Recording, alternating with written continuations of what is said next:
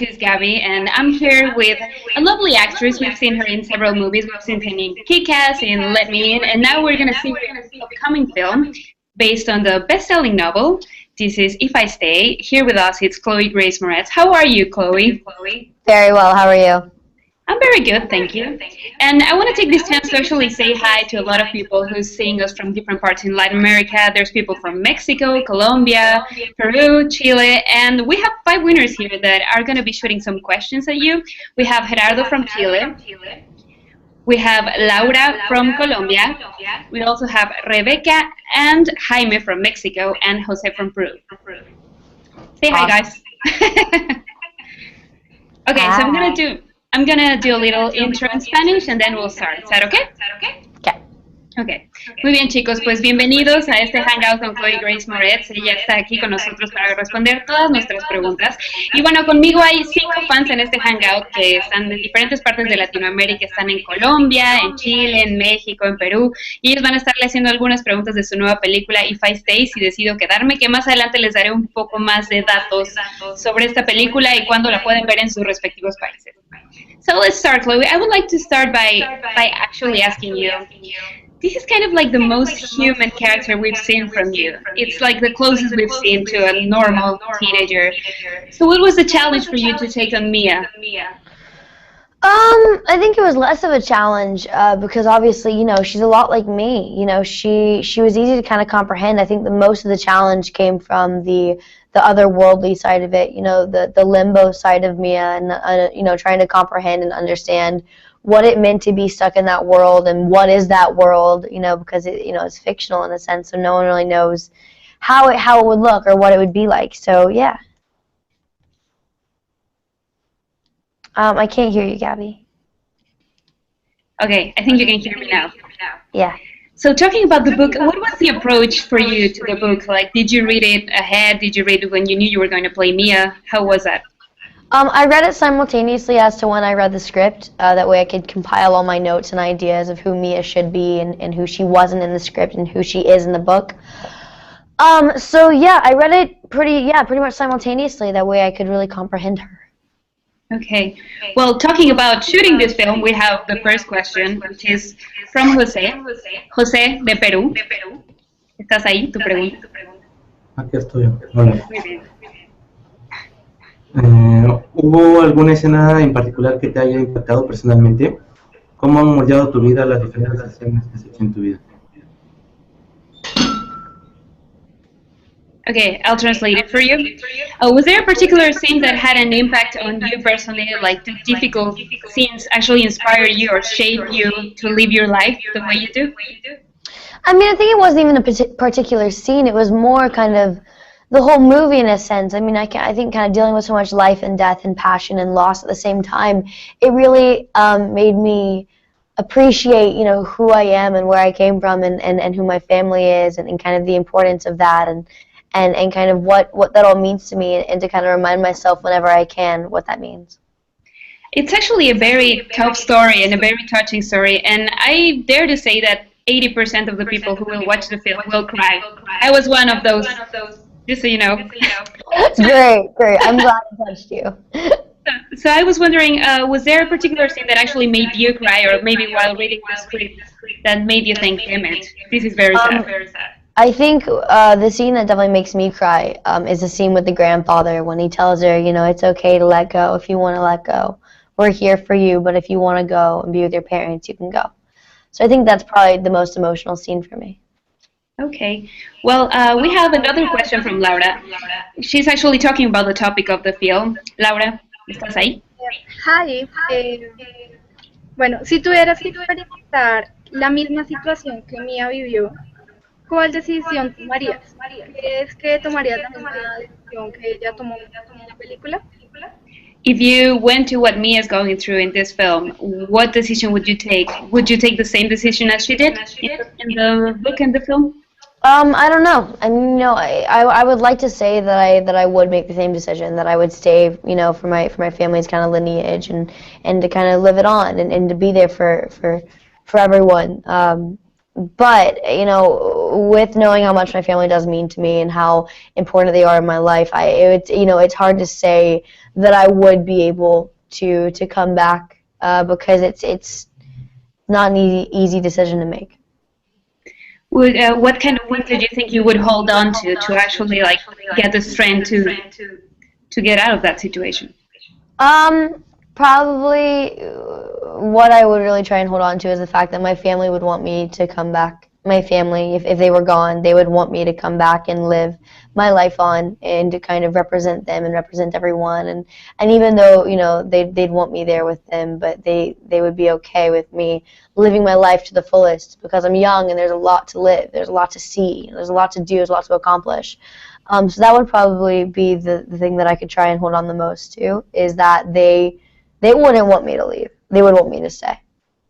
You've had a great career, so is there something you really dream of? Yeah, I think there's always something I dream of. I think there's something everyone dreams of. I think that my dream has been this since I was 5 years old. So I think I'm kind of living it, and I'm trying to make the most of it and stay with it as long as I can. Okay, so going back to the topic of the film, we have a question from Mexico. This is Jaime. Jaime. Hi. So my question is, how did you relate to Mia's character? I relate to Mia's character in a number of ways. I think number one, I relate to her in the sense that she found the cello when she was 8 years old, and that's how what she fell in love with it from then. And then I found acting when I was 5 years old. So it's been easy for me to kind of comprehend and understand her and be. We're kind of a lot alike. Chloe, you actually just talked about the cello. Did you have to learn something in order to play Mia? Did you have to learn how to actually play cello? How was that for you? It was great. Learning to play the cello was really, really awesome, and it was hard. It was a lot harder than I thought it'd be. But it was fun because it brought me closer to Mia, and it made me understand Mia on a different level because that's her life, that's her passion. So that was kind of, exciting for me to learn. And it was a very important part in the book as well, of the character. And talking about the book, we have a question from Gerardo from Chile, who's like right there in my screen. Hola, Chloe. Sabemos que has trabajado en varias películas basadas en libros. ¿Qué es lo que más te atrajo de Mia para interpretarla? Oh, we know you've worked in a lot of characters based in books. So what actually attracted you about Mia to play her? I think a number of things. I think obviously, like I said in the beginning, kind of her love of the cello and her passion for music since since a young age, and I could really understand her on that level. And then I think another reason was kind of her love of her family and her love of life and her passion for everything that she kind of has in her life. She doesn't take it for granted, I don't think. Obviously, she gets kind of caught up in the relationship aspect and she kind of blocks everything out except for that. But, she ultimately loves so much of who her family is and what they are. And even though they're a little bit dysfunctional, they're perfect. That's what makes them a family. That's what makes them, special. So I think that was a really big reason that I wanted to play her and wanted to kind of portray this type character on screen, because most of the time in these type books, it's, this girl that comes from a bad background or has, trouble and everything else. But she was actually just a normal girl, and I think that type story needs to be told. There's this scene in the film and actually in the book where she describes how she feels when she's playing cello. And I think it's very beautiful how she said she sometimes pictures herself inside the cello. So do you actually have a description of how you feel when you're on set, when you're like getting to a film, just like for the first day and shooting something? Yeah, I'm always nervous when I first show up. I think, when I'm auditioning or something else, I think it's good nerves. It's healthy nerves. They're nerves that get you excited for the role and the character and everything else. So, yeah, I think, definitely nervous, but good nervous.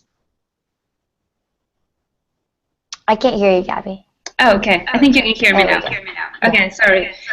I don't know if you've read this, but you have been named the teenager that has killed the most amount of people on screen. How do you That's feel about funny. that? That's really funny. I didn't know about that. Yeah, that just happened. How does that make you feel? It makes me feel like I've chosen a lot of interesting characters. Slightly You're a badass now. sarcastic, but yeah, some interesting ones. That's funny. You're the ultimate badass teenager now.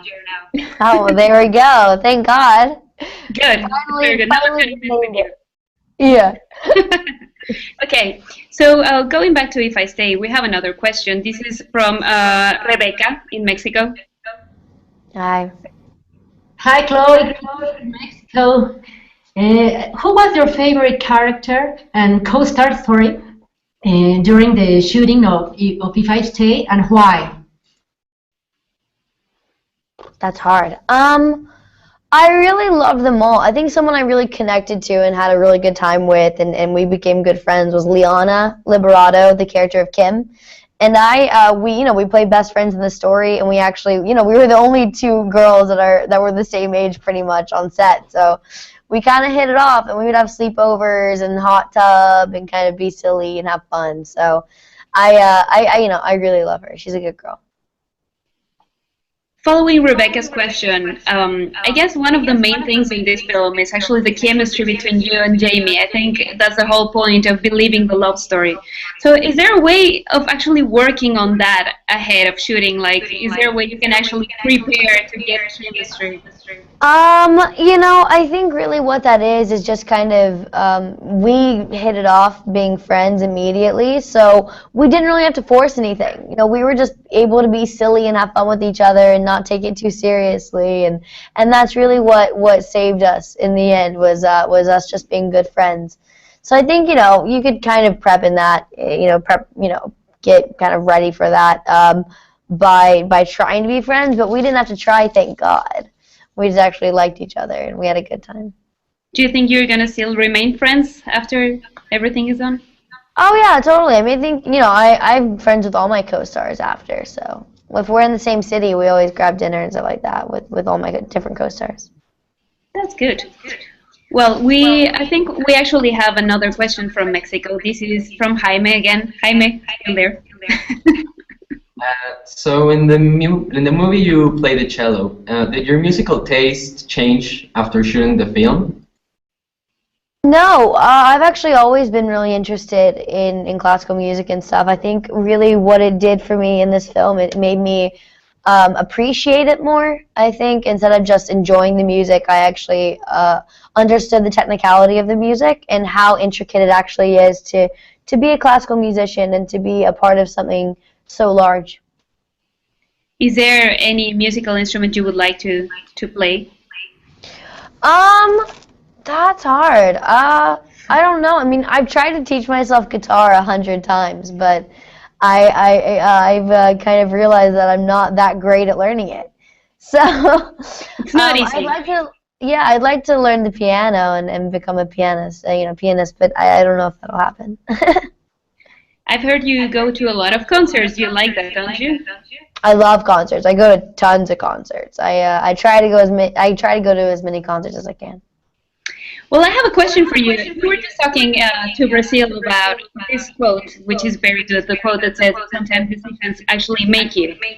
Uh-huh. So, have you been in that position in your life when probably chance made the choice for you when you were not expecting something?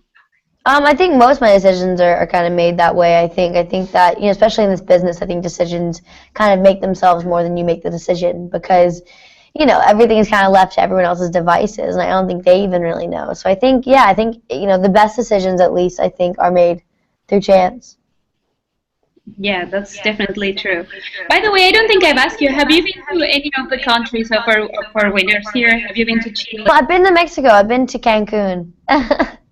Guys, is there something you want to tell her about Mexico? Chicos, algo de México.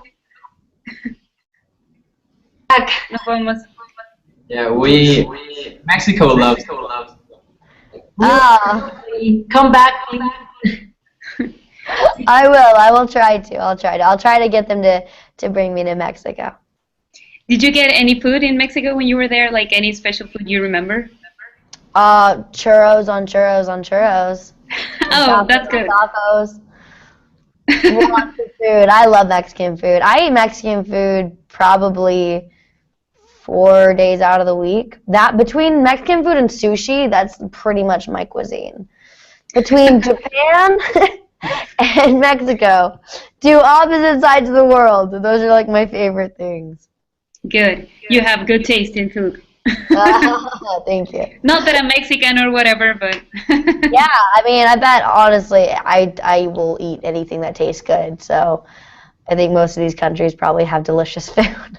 yeah, I agree with you definitely. Chile, Colombia, God, they have very good food. Yeah. So Chloe, I think it's very interesting how us as an audience somehow get to know you through your characters. Like we feel like you know you through your characters. So there must be some people that think that you're a badass because they've seen Kick-Ass, and there's some people that will think that you're a helpless romantic because they will see If I Stay.